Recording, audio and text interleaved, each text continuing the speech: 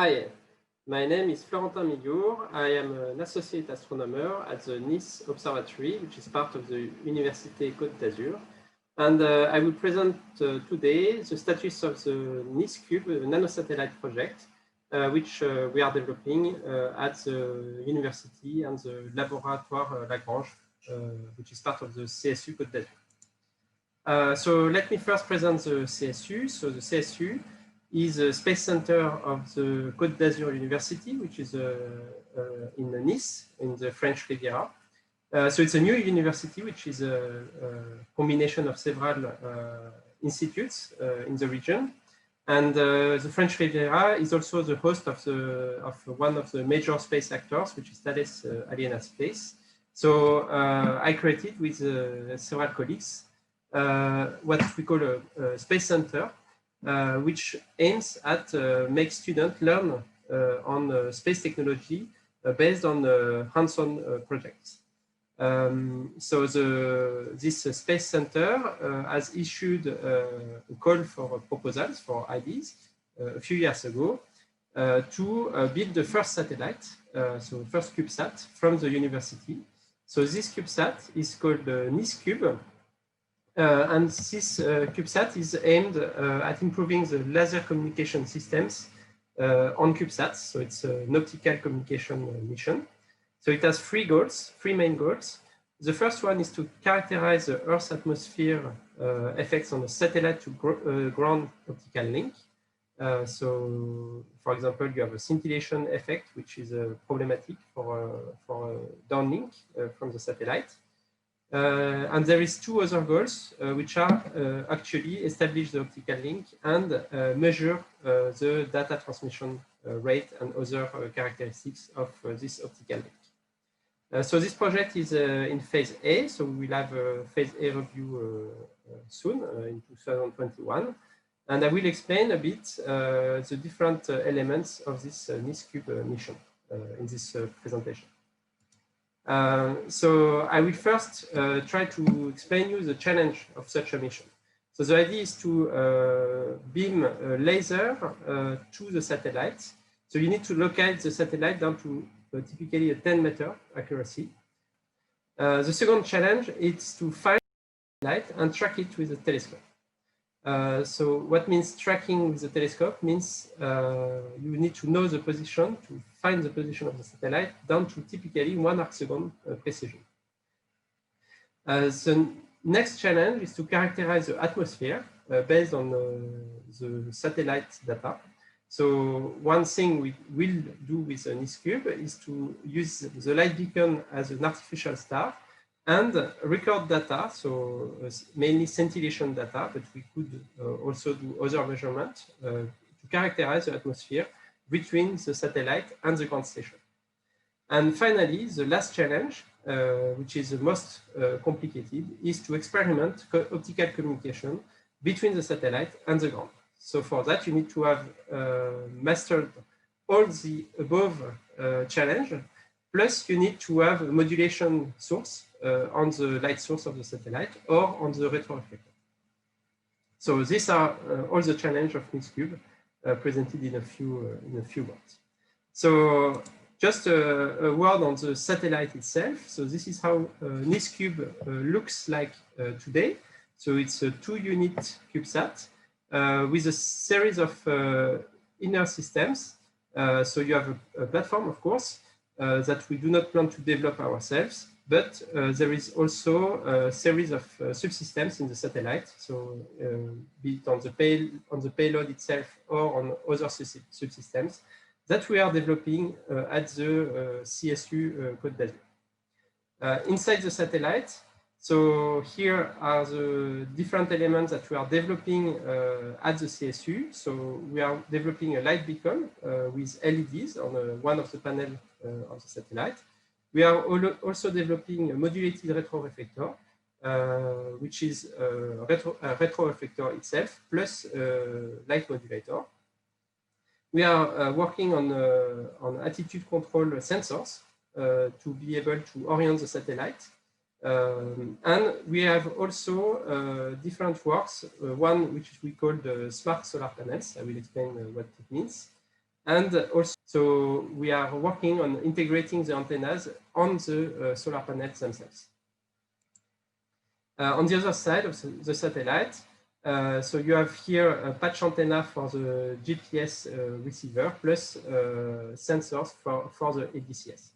So the satellite platform is made of course, batteries. You have an onboard computer, a radio system, a GNSS receiver, the sensors for the ADCS. You have also magneto-torquers and maybe reaction wheels in NISCUBE. So here it looks how it looks inside the satellite today. So the other big part of the NISCUBE mission, it's an optical ground station. So we are building an optical ground station as well as a radio ground station. This ground station is 500 millimeters, which has satellite tracking capabilities.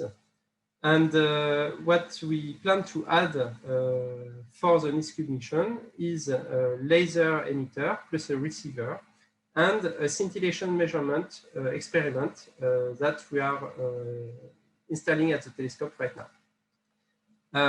So the control system of NISCUBE is being under study right now. So for now, what we have done is to build a simulator for the attitude control. So it's a simulator made in MATLAB together with the colleagues of INRIA.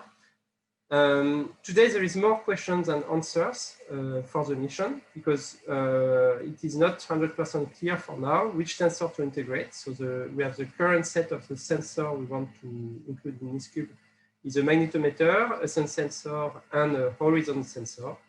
But for now, we are not sure what kind of control we need to put in the satellite, whether we have a pure magneto-torquer control or we need 1, 3, or 4 reaction wheels. There is also questions on whether we develop ourselves the attitude control or if we make use of already developed system. So there is solutions which are available. For example, the attitude control from ISAT, which has been developed by CNES. It's a 3U CubeSat. But we would need to make an adaptation for the NISCUBE mission. We also made contact with CubeSpace, which can provide turnkey solutions for ADCS. So about the sensors. So we sourced different MEMS magnetometers. So we started to make a characterization of the different magnetometers. So on these two top graphs here, you have an idea of the bias from one magnetometer. So this cloud of points are the X, Y, Z amplitude of the magnetic field measured by one of these MEMS magnetometer. And you can see that with turning the magnetometer in all directions, you have a bias of the zero magnetic field. The right plot is a histogram which gives a hint of the precision of the measurement. So our goal is to have a magnetometer which enables us to measure the orientation of the satellite down to 1 degree. And we see that, for example, for this magnetometer, we are well within 1 degree precision. So we have sourced now about 10 magnetometers, and some of them are better than others here. The solar sensor is another interesting part for NISCUBE. We have decided to develop our own solar sensor because the principle is quite simple. So you just need to have a slit and a position-sensitive diode. We have started to build the first prototype of this solar sensor.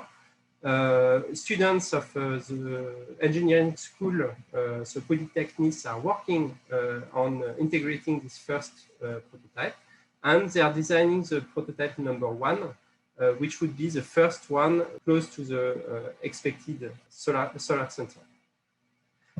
So the goal here is to have a low-cost system, so total cost of about 100 euros, and with an accuracy of position of the sun of about 1 degree. The last sensor we are working on is a horizon sensor. So you can do a horizon sensor with an infrared camera, a thermal infrared camera. So the Earth would appear as a bright source, and the space would appear as a cold source. And there is one supplier, which is called Melexis, which commercialize these infrared cameras with different flavors. And we are starting to characterize these cameras because they are very compact and would do the job for this horizon sensor.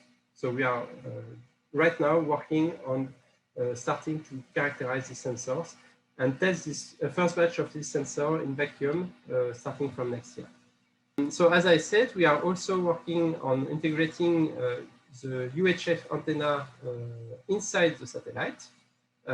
So the idea here is to put the antenna on top of the solar panels. Solar panels are made of PCB. They are mainly ground plane. So this is perfect for a slit antenna. There was a first design of a slit antenna which was very successful for one unit satellite. So this antenna has been built and tested in lab, and it's perfectly working. So right now we are working on the adaptation of this antenna for a 2-unit CubeSat. There is also parallel work on S-band antenna, which would be a compact patch antenna, which would also be integrated into the solar panel with a similar principle as the UHF antenna. One last element that we are developing on the platform of NISCube is what we call the smart solar panel. So it's smart in the way that you have a flexibility in the arrangement of solar cell in this panel. So the idea is to use a small triple junction solar cell from Trisolix. And this allows us a lot of flexibility in the arrangement of these solar cells. So we have developed a first prototype, so what we call prototype 0, last year during the confinement in 2020, so that you have a picture of this first prototype on the top. And the prototype number 1 is being designed right now by a new set of students from Polytech. So the idea is to have a solar panel with 2 holes, one hole for the retroreflector and one hole for the light beacon of NISCube. We are also working in collaboration with Polytechnic CSU on a radio frequency board. The idea is to have a radio frequency board which would be open source and which would serve as an emitter receiver in the UHF band. So that's our main goal. That would be available for CSU, so for space centers, other space centers, and also for radio amateurs. So the idea is to have something which is very flexible that you can program and change the type of modulation you can put in. In addition to that, since we want to have a very flexible platform, we will have some computing power available in this radio frequency board. So this board could serve as an onboard computer for small satellites, like a 1U or 2-unit CubeSat. So the idea is really to develop this board in the coming years and to put it into NISCube in a free space to have it as an experiment in the satellite. So finally, the payload of NISCube, as I said, is made of 2 elements, a light beacon and a retroreflector. We are also working on an optical modulator choice for this retroreflector. And of course, the associated common electronics board, which we are working on the design. So first, let's talk about the retroreflector. We don't know how to build a retroreflector now. So first thing first, we want to learn how to build a space-grade corner cube. So this could seem simple, but in practice, it's not that simple. So we have built a special mount to align this corner cube because we need to have a very good precision of alignment, down to 1 arcsecond precision.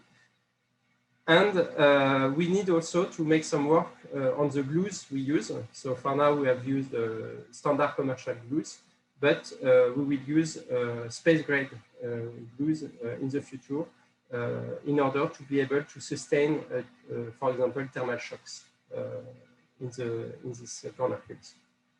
The underlying ideas of why we build corner cubes ourselves is to be able at the end to integrate an optical modulator into that corner cube. So this is why we are working on this idea of building corner cubes. The light beacon is also in development. So the development is a bit less advanced than for the corner cube. So the idea is really to have the satellite seen by the optical ground station in the visible and in the infrared wavelength. So when I mean infrared wavelength, that's the target wavelength for optical communications. So we are working on selection of LEDs at this wavelength. And also we are working on used published experience from previous CubeSats to have also a visible beacon that would serve as a source light to point the telescope at the satellite. So we have made the first principal schematics of what would look like the command electronics of this beacon. And this is work which needs to be completed in the next year. Okay, so let me finish this presentation with a word on the people which have been working on the NISCUBE project. So we have started this project 3 years ago. So you have here a list of the people who have most contributed to the project, so the teachers which have contributed. But you have to know that there is in total 6 laboratories and companies which are participating actively to the project. So it's a total of 12 active tutors. And we have trained a total of 48 students since 2017. So that's about 15 students per year. And there is 5 nationalities. And this project involves 4 formations. So Polytechnics, as I said. There is also an involvement of Mines ParisTech, the engineering school from Paris, which has an antenna in Sophia Antipolis. And there is 2 masters, one of astrophysics and one of geophysics, which are involved in the very nice adventure of NISCUBE. So thank you very much for your attention. And if you have any question, don't hesitate to contact me.